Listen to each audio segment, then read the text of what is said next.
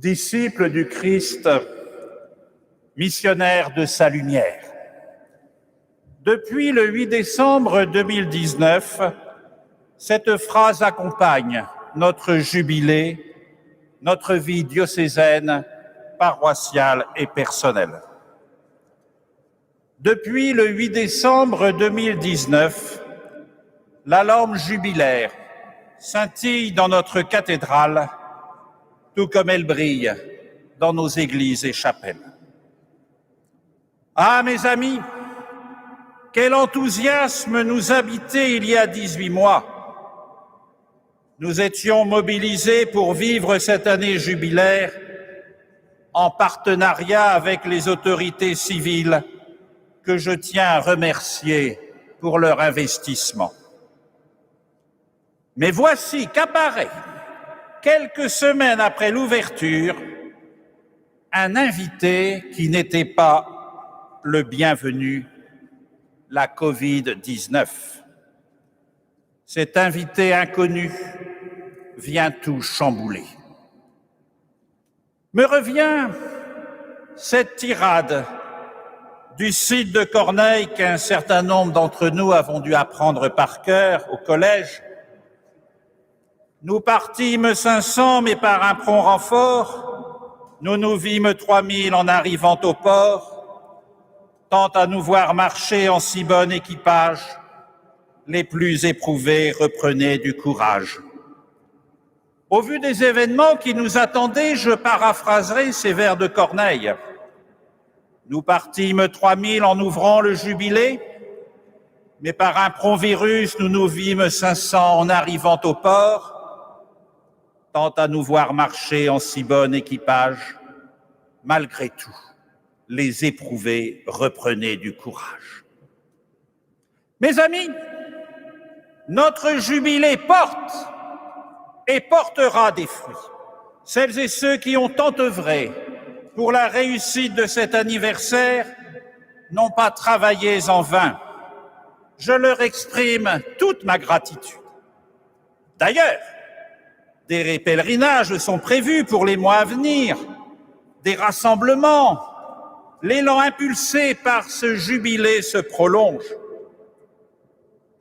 Cet après-midi, nous ne mettons pas un point final.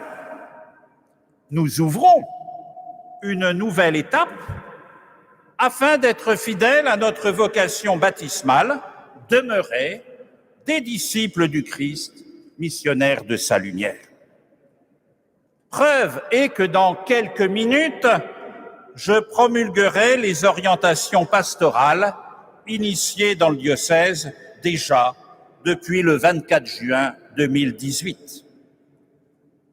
L'un des fruits de notre jubilé sera l'impulsion à vivre en 2021 et dans les années suivantes, guidée par ces orientations. Soyons clairs, ces dernières ne sont pas contingentées à l'épiscopat de l'évêque qui les promulgue ou au conseil presbytéral qui a donné les touches ultimes, aux assemblées diocésaines qui les ont travaillées.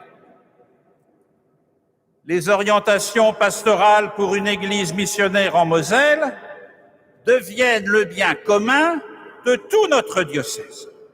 Ce souffle missionnaire, puisé dans le don de l'Esprit Saint, vient nous propulser, comme il a propulsé Pierre et les apôtres au jour de la Pentecôte, à devenir acteurs pour la mission, et non pas à regarder en spectateurs, avec le risque de favoriser une certaine inertie, ou si on ne fait rien, que nos communautés de paroisse, nos services et mouvements soient un peu en plan-plan. Cet après-midi, nous confions aussi notre diocèse à Saint-Joseph. Joseph, cet homme choisi par Dieu pour accueillir Jésus, pour l'élever, pour veiller sur lui avec la Vierge Marie. Joseph, cet homme discret et fidèle, demeure un modèle pour l'Église, un modèle pour chaque baptisé. Saint Joseph, en te consacrant notre Église diocésaine, nous voulons, à ton exemple, accueillir Jésus.